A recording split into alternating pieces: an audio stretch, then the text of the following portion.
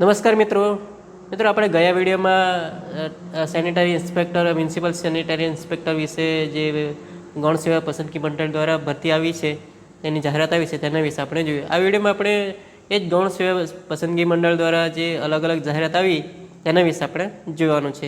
તે આપણે ગૌણ સેવાની જે વેબસાઇટ છે તેના પર જ આપણે જોઈએ કે કઈ કઈ ભરતી છે અને તે કઈ કઈ જાહેરાત આવેલી છે અને કેટલી જગ્યા છે તે જોઈએ. એ તમે પણ જાતે કેવી રીતે જોઈ શકો એ આપણે આ વિડીયોમાં જોઈએ. આપણે કમ્પ્યુટરની સ્ક્રીન પર જઈએ. હવે તમારે કમ્પ્યુટર અથવા તો ફોન તેમાં સર્ચ કરવાનું કે ગુજરાત ગૌણ સેવા પસંદગી મંડળની જે વેબસાઇટ છે GSSB.gujarat.gov.in આની જે વેબસાઇટ છે તેમાં સર્ચ કરવાનું છે. તો તેમાં આ ટાઈપનું હોમ પેજ ખુલશે. હોમ પેજમાં તમારે જાહેરાતો એમ લખેલું છે. તો જાહેરાતો અને નોટિફિકેશન એના પર ક્લિક કરીએ તો અલગ અલગ કઈ કઈ જાહેરાત આપેલી છે તે છે. અત્યારે 26 તારીખે જ પબ્લિશ થઈ છે. તો એક એક્સરે ટેકનિશિયન છે, લેબોરેટરી આસિસ્ટન્ટ છે, મ્યુનિસિપલ ઇન્જિનિયર ક્લાસ 3 છે, પછી મ્યુનિસિપલ સેનિટરી ઇન્સ્પેક્ટર ક્લાસ 3 છે, પછી જે કંઈ પણ દિવ્યાંગ અનામતની જે છે તેની અલગ અલગ પરીક્ષા છે તેના માટેની અલગથી જાહેરાત છે. પછી ફાયરમેન ડ્રાઈવર છે ક્લાસ 3 છે, એક્સરે આસિસ્ટન્ટ જે છે એ 25 તારીખે પબ્લિશ થયેલી છે. આ ટાઈપનું છે. બાગાયત નિરીક્ષક આ ટાઈપનું છે. તો આપણે અત્યારે જોવાનું છે લેબોરેટરી આસિસ્ટન્ટ ખાસ કરીને જેમણે સાયન્સ લીધેલું હશે તો તેમના માટે આ કામનું રહેશે. તેવી જ રીતે તમે અહીં જોઈ શકો એક્સરે ટેકનિશિયન, અહીં એક્સરે ટેકનિશિયનનો કોર્સ કરેલો હોવો જોઈએ. મ્યુનિસિપલ એન્જિનિયર છે. હવે અત્યારે આપણે જોઈએ લેબોરેટરી આસિસ્ટન્ટ. અહીં પીડીએફ છે. અહીં પીડીએફમાં જોઈએ. એના પર ક્લિક કરતાની સાથે આ રીતે પીડીએફ ખુલશે. એની જાહેરાત ક્રમાંક કયો છે? 327/202526 લેબોરેટરી આસિસ્ટન્ટ ક્લાસ 3. તેની અલગ અલગ અને વિગતવાર અહીં સૂચના આપેલી છે કે શું વસ્તુ ધ્યાન રાખવાનું છે. હવે આ કયા ખાતામાંથી એટલે કે કયા ડિપાર્ટમેન્ટમાંથી? આરોગ્ય અને પરિવાર કલ્યાણ વિભાગ. તેની હસ્તક કયું ખાતું? તેની હસ્તક જે ખાતું હશે તે તબીબી શિક્ષણ અને સંશોધનની કચેરી તથા અધિક નિયામક શ્રી તબીબી સેવાઓની કચેરી. તેના હસ્તક લેબોરેટરી આસિસ્ટન્ટ ક્લાસ 3.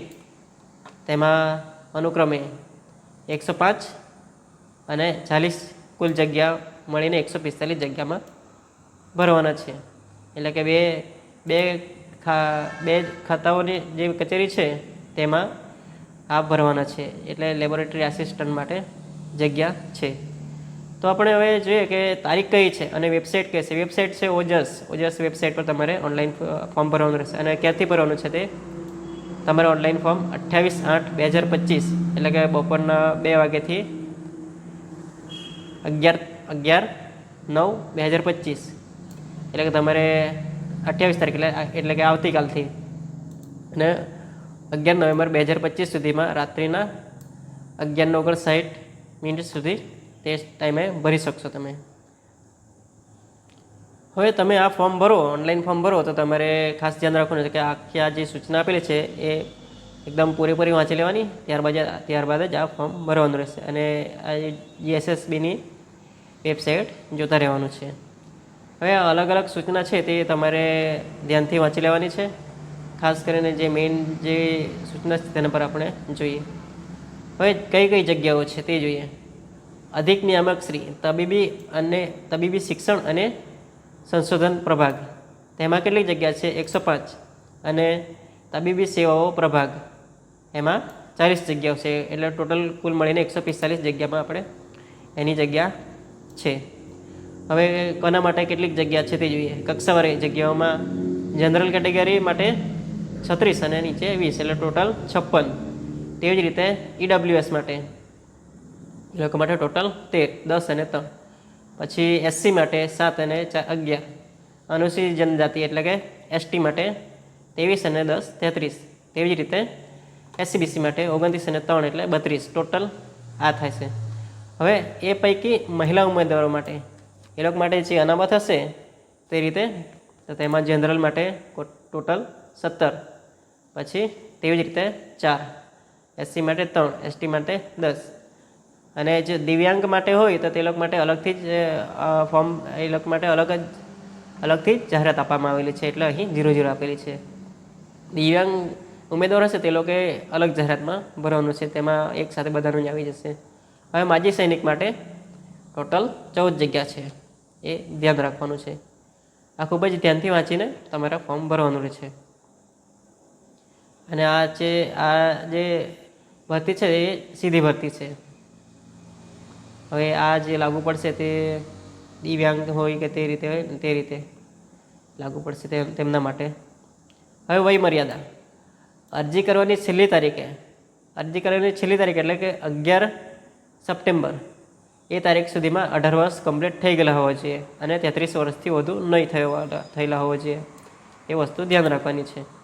હવે જે લોકોને વય મર્યાદામાં છૂટછાટ મળે છે તે અહીં કોષ્ટક આપ્યું છે કે તે પ્રમાણે એ લોકોને છૂટછાટ મળશે. જેમ કે મહિલા ઉમેદવારોને જનરલ કેટેગરીની મહિલા ઉમેદવારો માટે 5 વર્ષ છે. મેક્સિમમ 38 વર્ષની ઉંમર હોય તો તે લોકોને ભરી શકે મહિલા ઉમેદવારો માટે. અને અનામત કેટેગરીના પુરુષ ઉમેદવારો માટે 5 વર્ષની છૂટછાટ આપવામાં આવે છે, એટલે કે મેક્સિમમ 38 વર્ષની ઉંમર હોય તો તે લોકો ભરી શકે. પછી અનામત કેટેગરીના મહિલા ઉમેદવારો માટે એ લોકોને માટે 10 વર્ષની છૂટછાટ આપવામાં આવે છે, એટલે કે 43 વર્ષની ઉંમર હોય તે લોકો ભરી શકે મેક્સિમમ. ત્યારબાદ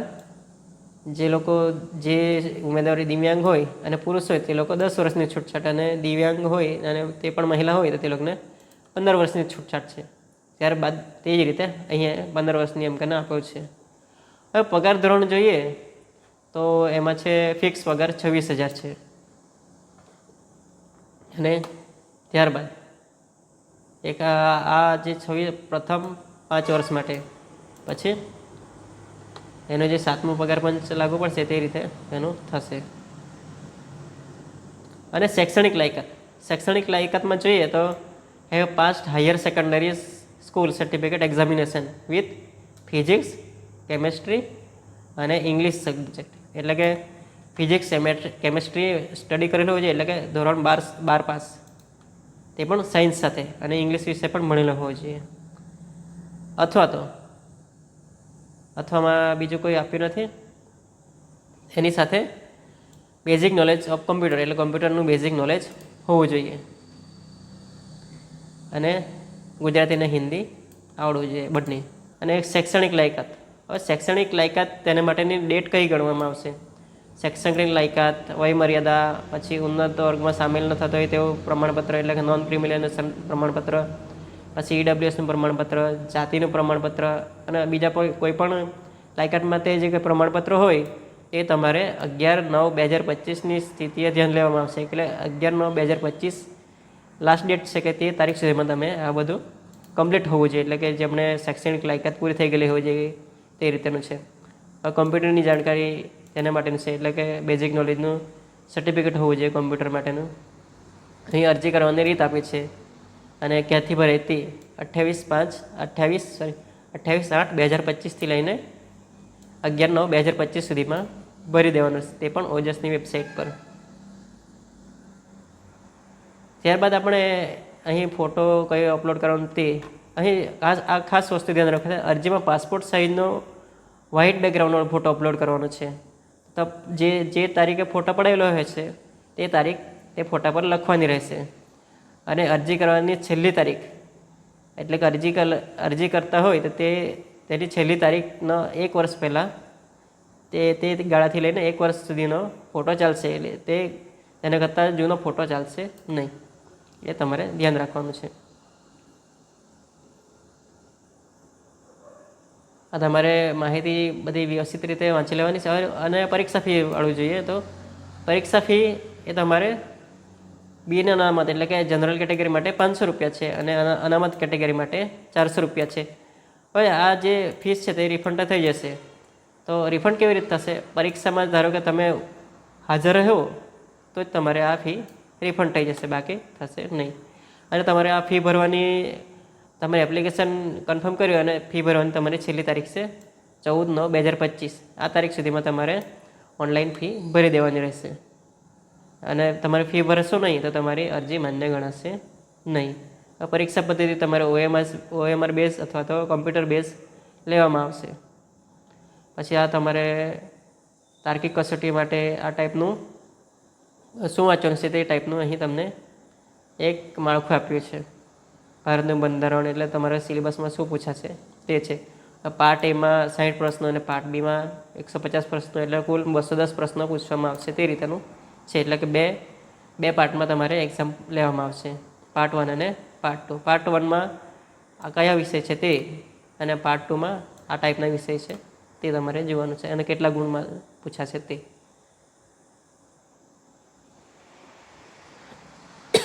બાકીના તમારે ડિટેલ વાંચી લેવાની રહેશે.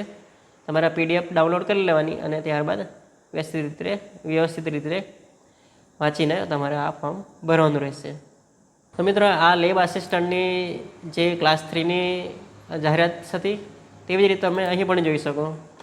જેમ કે એક્સરે ટેકનિશિયનમાં સેમ જ જેવો છે, પરંતુ અહીં એની લાયકાતને એ રીતે ચેન્જ થઈ જશે. જેને લાગુ પડતું હોય તે એ રીતે જોઈ શકે. તમારે એક્સરે ટેકનિશિયન તમારે 1/9/2025થી લઈને 15/9/2025 સુધીમાં ભરી દેવાનું રહેશે.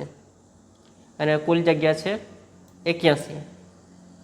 અલગ અલગ કેટેગરી માટે અલગ અલગ જગ્યા છે. અને તેમનું વય મર્યાદા 18 વર્ષથી ઓછી નહીં અને 36 વર્ષથી વધુ ન હોવી જોઈએ. અને જેને વય મર્યાદામાં છૂટછાટ મળે છે તે લોકો માટે અહીંયા કોષ્ટકમાં આપ્યું જ છે. પગાર ધોરણ છે 5 વર્ષ માટે ફિક્સ 40,800 અને ત્યારબાદ આગળ ચેન્જ થઈ શકશે. હવે શૈક્ષણિક લાયકાત, હવે bachelor degree in science BSc કરેલું હોવું જોઈએ એની યુનિવર્સિટી. આ ટાઈપનું તમારે વાંચી લેવાનું છે. અને સાથે સાથે pass the x-ray technician course, એટલે કે તેમણે એક્સરે ટેકનિશિયન કોર્સ પણ પાસ કરેલો હોવો જોઈએ એની જે રિકોગ્નાઇઝ મેડિકલ કોલેજ અથવા તો ઇન્સ્ટિટ્યૂટમાંથી. અને કમ્પ્યુટરનું નોલેજ પણ હોવું જોઈએ. આ ટાઈપનું એમાં પણ આપેલું છે.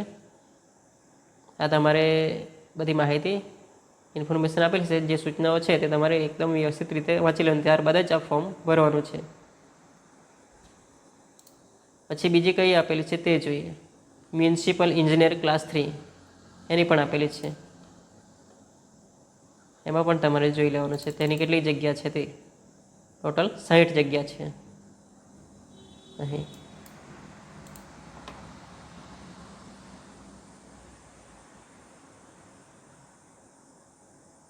અને એનું પગાર ધોરણ 49,600 રૂપિયા છે. હવે લાયકાત સિવિલ એન્જિનિયરિંગ અથવા તો ટેકનોલોજી તેમાં કરેલું હોવું જોઈએ. પછી કમ્પ્યુટરનું બેઝિક નોલેજ હોવું જોઈએ.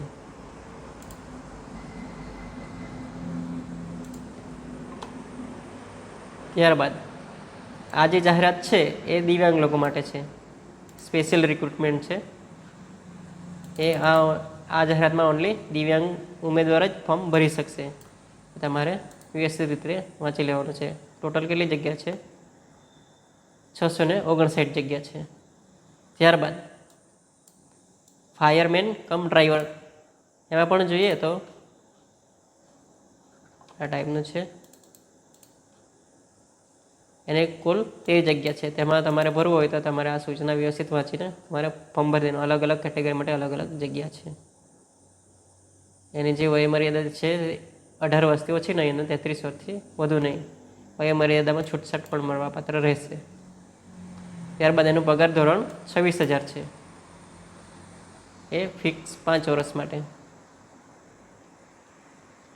અને આમાં શૈક્ષણિક લાયકાતમાં ઉમેદવાર માધ્યમિક અને ઉચ્ચતર માધ્યમિક શિક્ષણ બોર્ડ દ્વારા લેવાતી એ પરીક્ષા એટલે કે HSC પાસ કરેલું હોવું જોઈએ. પછી અથવા તો ધોરણ 12ને સમકક્ષ એનું જે સર્ટિફિકેટ છે તે હોવું જોઈએ. પછી રાજ્ય સરકાર અથવા તો કેન્દ્ર સરકાર અથવા તો ઔદ્યોગિક તાલીમ સંસ્થાની માન્ય સંસ્થામાંથી ફાયરમેનના 6 મહિનાના અભ્યાસક્રમનું પ્રમાણપત્ર ધરાવતું હોવું જોઈએ. રાજ્ય અથવા કેન્દ્ર સરકારની માન્ય સંસ્થામાંથી ફાયરમેનનો અભ્યાસક્રમ અથવા તો ડ્રાઈવર કમ પંપ ઓપરેટરના અભ્યાસક્રમનું પ્રમાણપત્ર એનું હોવું જોઈએ. અને ઉમેદવારે હેવી મોટર વ્હીકલનું માન્ય ડ્રાઇવિંગ લાયસન્સ એ પણ હોવું જોઈએ.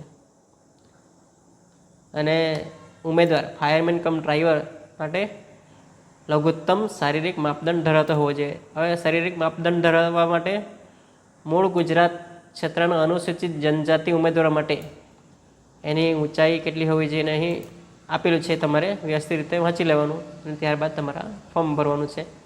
પુરુષ ઉમેદવારો માટે આપેલું છે અને મહિલા ઉમેદવારો માટે આપેલું છે. એ શારીરિક કોઈ પણ ક્ષતિ ધરાવતો હોય તો તે લોકો માટે આ વ્યવસ્થિત રીતે વાંચીને તમારે ફોર્મ ભરવાનું છે. આ રીતે તમે ફોર્મ ભરી શકશો. અને હવે આ રીતે બધી જે જાહેરાત છે તે તમે પણ જાતે જોઈ શકો અને આ એનું એનાલિસિસ કરી શકો.